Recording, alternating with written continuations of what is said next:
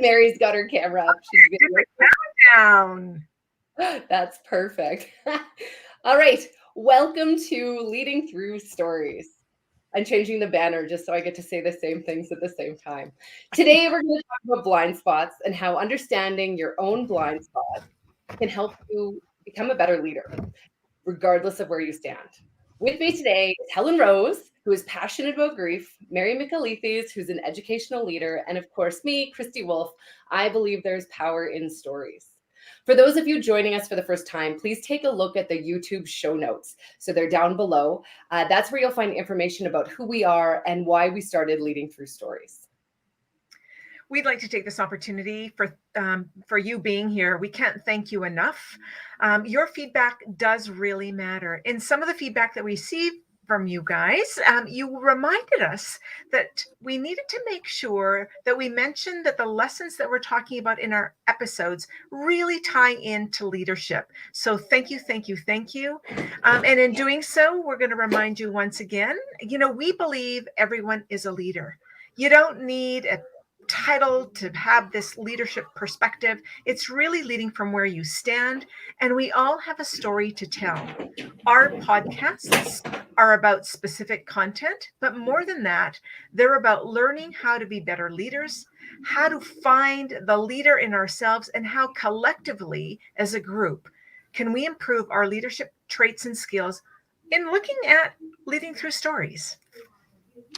So ahead of time, we asked our community, what would your favorite people say your blind spots are? So that's what we're going to talk about today. We did put a link in the It's Not the Nail video. If you haven't seen it, oh my gosh, check it out. It's just brilliant. Christy always finds these really cool little videos. This was awesome. From Mary. This was from Mary. Oh, that was Mary did that. Showed it to Harrison last night. I don't know if you guys just noticed, but Harrison popped in and started trying to talk to me. And I was like, yeah, you need to go to work. We can't. We're stuck in our house right now. But I was just like, get out of here. You probably saw it on my face. But I showed that video to Harrison last night, and I was surprised he has never seen it because it is right up his alley. But basically, to describe it for people, there's a woman with a nail sticking out of her head, and she's talking to her partner, and her partner is just like, the problem is the nail in your head. And she's like, no, it's just this achy feeling, and it snags my sweaters. And he was giggling, so I appreciated that. And it's only 2 minutes long. So for those of you who are listening, it's not a 45-minute video. It really capitalizes on our conversation today, blind spots. So not only watch it for yourself, but bring your husband and or partner along to watch it with you. And they'll laugh, I'm sure. So to the questions that we want to kind of touch on today when we're talking about our blind spots is, one, how hard is it to receive feedback? And who is providing the feedback? And I think that's really important, because if Mary or Christy, you said to me, Helen, this is a blind spot, but I'd listen. If it wasn't someone I necessarily knew really well, and they said, I'd probably get my back up. The Greek would come out. Well, Helen, it kind of reminds me of that notion of, in order to have these very deep conversations, it's about trust. It's about that love that we have for those that we work with. It's about being vulnerable.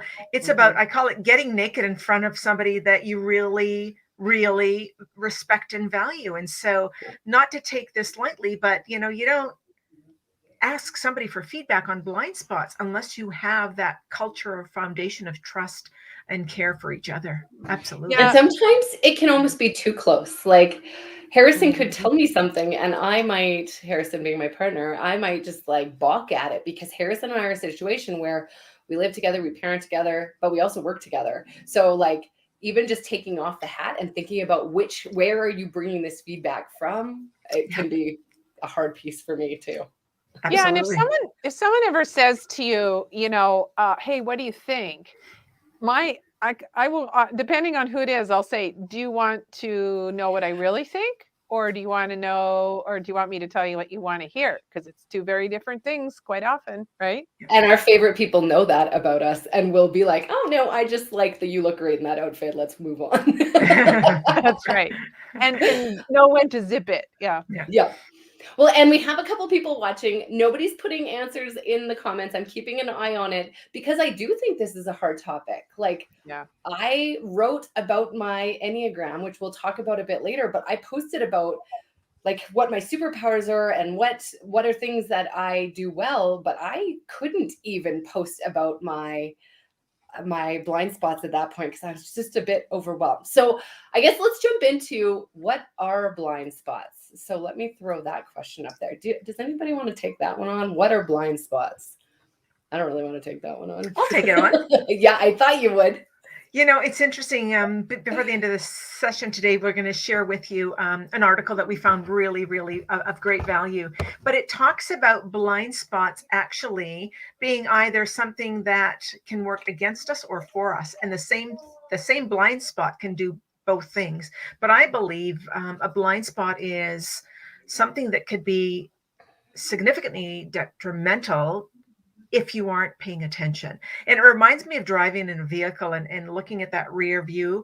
If you're not mindful of everything else around you and you just rely on that rear view mirror, it could be a challenge. Or if you're turning to your left and you don't see that blind spot and a vehicle comes our way, it could be disastrous. So a blind spot is something that gets you to think about who you are, what your strengths are, but an area that actually may impede conversation, progress, relationships. And are we brave enough to kind of sit back and get rid of that blind spot and actually identify, yeah, this is my blind spot, and here are some skills or attitudes that I have associated with this. That's kind of my take on blind spots.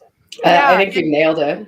Yeah, you totally nailed it. And the other thing too is for me, when I do the heart-centered work, when you're talking about that rear view mirror, yes, it's important to look back, but often it is what holds you back too, right? You can't change it. And I think that just from that kind of stuff it's okay to look back, but you need to look forward. And like you say, Mary, you need to look all around, right? Instead of just focusing on that one bit. Yeah. Yeah. Like that growth after something, right? Is the way I look at it. How is this going to support you to keep going from there? Should we move on to what do you think your blind spots are? Yeah. Sure. So that's the next question is, what do you think your blind spots are? And I'm going to throw something out there. If you ask someone, hey, what is it you don't like about yourself? You have to be careful that we're not making the blind spots negative, because those are the areas of growth for sure. But 9 times out of 10, people will say something physical. They don't say, actually, I'm really stubborn and I just don't want to hear when someone has maybe some good feedback. You know what I mean? So it's not physical. That doesn't mean anything, right? I have to show you something. That's my mom. Do I really have I don't think you do, Cheryl. I can't wait to meet your mom. Okay, I have a question for Cheryl. Here's the question. Cheryl, I love your question. What might you think? I'm going to put you on the spot. You don't have to respond. What might you think Christy may say about what your blind spot might be?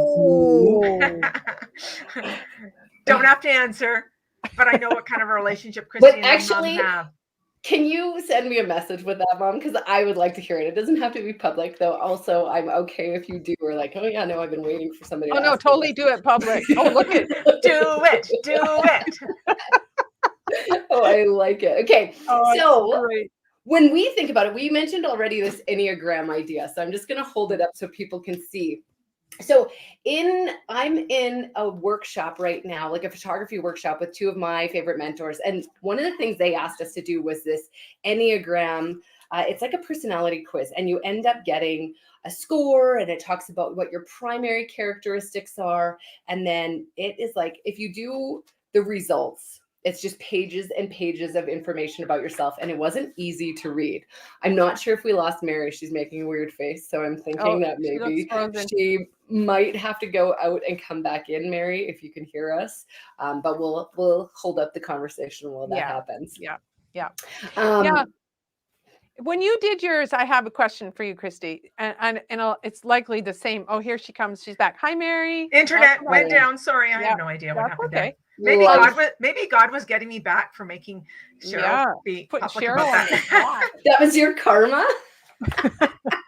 Well, while you were stuck in wherever you were for a minute, we were talking about the Enneagram. When I read mine, tell me how you felt when you read yours initially, you guys. When I first read it was like a gut punch because it was really accurate. And the way they split it up is basically, so one of your categories will be your primary, like what is the best describer of you. And it goes quite in depth into like, if you are stressed, what that looks like, if you're average, what that looks like, and when you're thriving, what that looks like. And what I found was like, although the words were similar for all three of those categories, the ones that were when I'm stressed are the ones I never want people to say about me. But those same words, when it's a positive situation, I was like, oh, yes, 100%. That's me right there. So there was quite a few comments where I was like, oh, God, that's so hard. I don't know. How did you guys feel when you read yours? Well, so I read mine, and I mean, like you say, I wasn't shocked about, I mean, I know myself very well, but I was reading it, and exactly what you say, it's like, so I'm a giver. So that's my primary one, is I'm a giver. And that's true. Anyone who knows me knows I freely give my time, whatever you need, I'm usually there. But is it always done because I'm just that altruistic person? Not always. I mean, I hope my staff aren't listening to any of this, but sometimes you have to give a little bit even when you don't want to, right? Yeah. So I'm reading through it, and it really struck me. I thought, oh my gosh. And it did strike me as how accurate and we talked about earlier before we came on, is how many times you need to take the test for you get the results you want. Don't do the work, just keep doing the test and get the result. And I think that's what happens to a lot of people, is they're waiting for something to magically, I always talk about waving that magic wand. Nope, it takes work. And there's nothing wrong with any of these personality types. It's just how you weave it in and out of your life, right? And we talked a little bit earlier as well about, this is one assessment. It's thorough. It's very specific. There's a slight cost associated with it. I think it was $19. Yeah. We're not connected to them. We're not making any royalties, yada, yada, yada. But it really is a snapshot. And, it talks about your superpowers, but, I've got up mine, your 3 top personality blind spots. And as you read them, you're thinking, oh, wow. The one that I'm thinking about for me was, there's nothing wrong with wanting to be admired. My work ethic is high. I have high expectation for myself and those around me, etc. But sometimes it talked about the right choice isn't the one that wins the most acclaim. Sometimes you have to be willing to ruffle a few feathers as kind of, pursuing what your next steps. And I need to be content and peaceful in looking at not necessarily being the best. And I thought, do I that's what I want to be the best. I'm thinking, oh my God, that's the least thing I want to be doing. So it's really got me to think about what others perceive, what they get from me. Interesting. Yeah. And I found so I did this probably 2-3 weeks ago now, and I read it like a few days in and was just like, oh, screw this, like ready to throw it. And then I read it again last night, and it was a lot different, like giving some space and then looking back at it again and really being able to pick out some points. We were talking about the idea of us sharing over Instagram, because that's probably the easiest way for us to share and like most public and like put it out there, that we were maybe going to share like our primary type, the ways that we are hoping to develop, maybe our superpowers. So just keep your eyes out. We will share a bit about ourselves, and people are welcome to like also respond back with information if they want to. In the takeaways, we are going to put a link to this. I did want to bring up that a couple people are adding in to the chat. So Therese said her blind spot is quick to act. My mom went back and said, I think my kids would say I'm somewhat rigid or set in my ways, not as flexible as I should be sometimes. Mom will take that offline and have a conversation. I noticed my mom didn't put in something about me, so she's like backpedaling right now. And Cheryl, yeah, you know what? Anybody can take this test. It really is. It takes probably 8-ish minutes. Mm-hmm. And, just quickly respond to the questions. And there's some repetitive questions for a number of reasons. But we're recommending, the 3 of us are actually going to get together in Kenmore and bring our assessments with us and have a glass of wine, or a bottle of wine, actually, and start creating, 2. start creating this absolute unified trust community that we've developed over the past year plus, to be able to kind of say, so how can you help me, Christy? How can you help me, Helen? And so we're really excited about this. So we're going to challenge you out there for yourself and or those that you work with. Christy's pulled it up. Yeah, it's just really quick. Yeah, you're right. It didn't take very much time at all. And what happens is you end up, if you just do the test, it'll show you your results, but then they'll ask you to pay if you want all the information. So each of us decided to pay and learned a bit more. But the results come, I think it's like 25 pages of just information upon information. But it was really interesting. It talks about strengths and challenges. It talks about like core desires and weaknesses. But the part that we're kind of focusing on, I'm scrolling really fast, I'm sorry, is that idea of it actually lays out, and I wish it skipped right to this. Well, while you're skipping through, 3 personality superpowers and the top 3 personality blind spots. So it lays it out with your score, with an explanation of it, and I thought that was really interesting. I will stop sharing that. All I needed. And I think from the leadership perspective, might I just add a couple of sentences? Whether you're working within your home, within your partner, your own family, or in an organization, we modeling that this is important to us. Really speaks to the essence of a great leader. Dean, my partner, and Dean and I've done this, and I'd like him to do his, and I'd like us to have a conversation, but it's going to dig deep into some, I told you so. I told you were like that. I can hear it now. But for those of us who are in that leadership perspective, what could this look like in your teams, within your departments, within your organization? Yeah, and I think that's very true, Mary, because what it'll happen too is if, not everyone's going to come out and say, hey, my name's Helen and I'm terrified of being alone. It's not that kind of stuff, right? But it's sort of like, which I am. The thing is that when you see what someone else's challenges are, or what, I don't want to sound like negative saying your challenges or they're blind spots, right? But it can help you, especially in a personal relationship. And I think this applies in work as well. If you know that about that person, it gives you a really good insight as to what drives them, right? And and so when you know that in an organization, Mary, maybe you can, well, I know, Christy, probably both you guys could do, but when you're in an organization and you know each other's blind, there's a spot for everybody.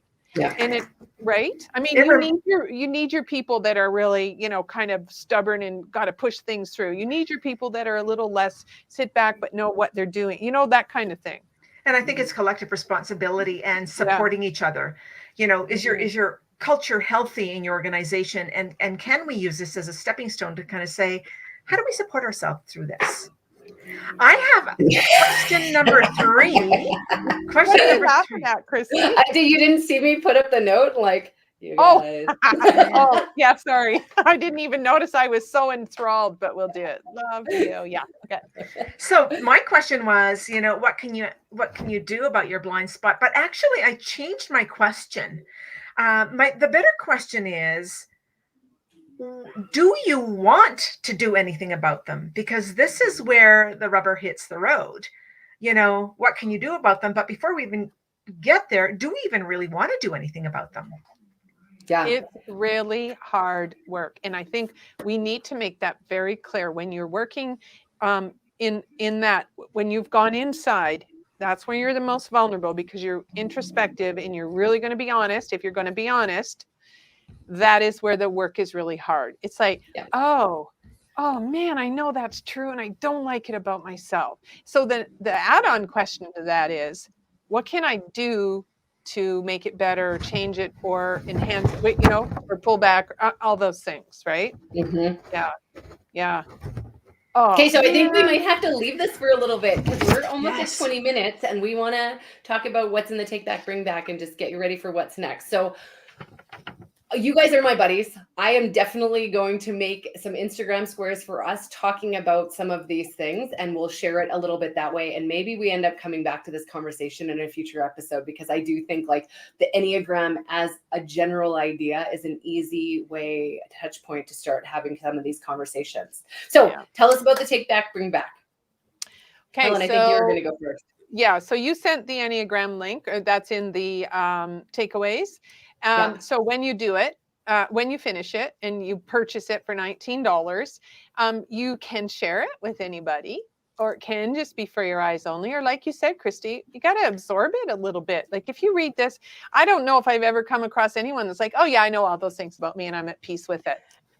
You know, that to me is maybe not necessarily dealing with it, right? Yeah. The second thing that we have for you is really looking at an article. It's really a 2-minute read, if that, and it comes from Forbes, and it's titled, 10 very reoccurring blind spots that we see, not only in business, but also in life. And those can include anything from, going at it alone, having the I know attitude, or avoiding difficult conversations. Cheryl, I know that yours was or not. Yes, it was really, Right. am I stubborn? Those are ones. And remembering that our Achilles heels could be our blind spots. So take a look at that article. Enjoy. Yeah. Beautiful. Christy, I think I'd like to kind of shout out to you. You have some amazing take back information that you'd like to kind of share with us regarding your Boost Up competition. I'm totally using this as a shameless plug time. So I'm going to share a screen with you for a second. Do it. Do it. Yes. Oh my God. I got too excited and now I can't manage anything. Here it's coming. It's coming. So through digital storytelling, I and my partner, Jen Saran, have made the finals for Western Canadian Children's Heart Network Boost Up Pitch Competition. We have 4 minutes to present our ideas to judges and the audience in the hopes of securing funding for a digital storytelling program that we're hoping to do with families with cardiac kids. So here's my ask. Audience gets to vote. So one project will be totally funded by audience voting. So I'm hoping that people will register to watch and sign up.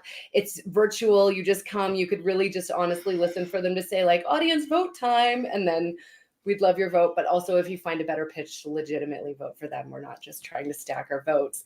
But I just think bringing awareness to this, we're posting about it a bit personally.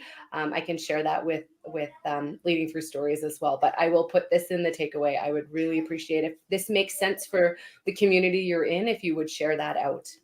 And Christy, can you kind of give us a few directions when we get to that page? Because I know when I went onto it, I went, oh, where do I go? And maybe it was just me, but just a couple of...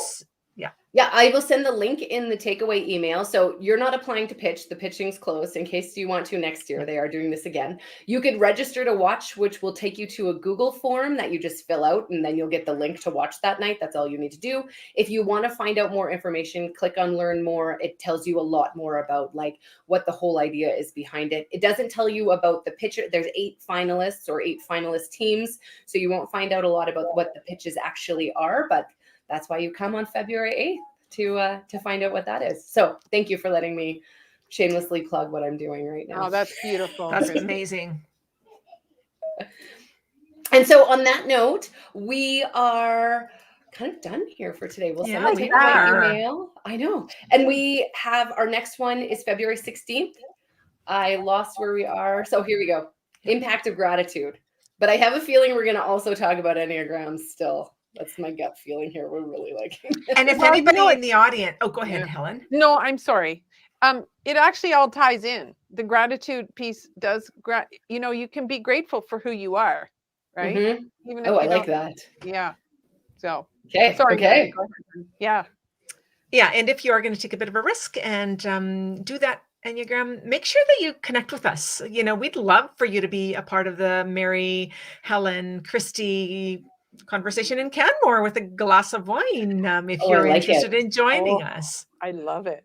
We'll have to figure out a date and let people know just in case. Therese, I see you on there. You've got a spot in Canmore, and anybody else who is online that might be interested in coming to Canmore for a conversation regarding the benefits and challenges of blind spots. And I wonder, actually, now that you brought that up, if we do something virtually, just letting people, like maybe one evening we have a wine night virtually, right? That's because the likelihood of us actually getting together is going to be slim tonight. We'll work on that, friends. Didn't we try to ski last week? It just didn't work. Yeah, I think, in the power of being able to discuss, even with, like, I've never met Therese, I've never met Cheryl, but what would be nice is that if you can be that vulnerable in front of people you don't know, boy, there's a lot of power in that. I don't know if people understand that for sure. Yeah. Okay, what we're a signing blessing. off. Thank you, 25 minutes. thank you, community. We love you. Keep in touch, share the good news, and can't wait to see you in February. Nice.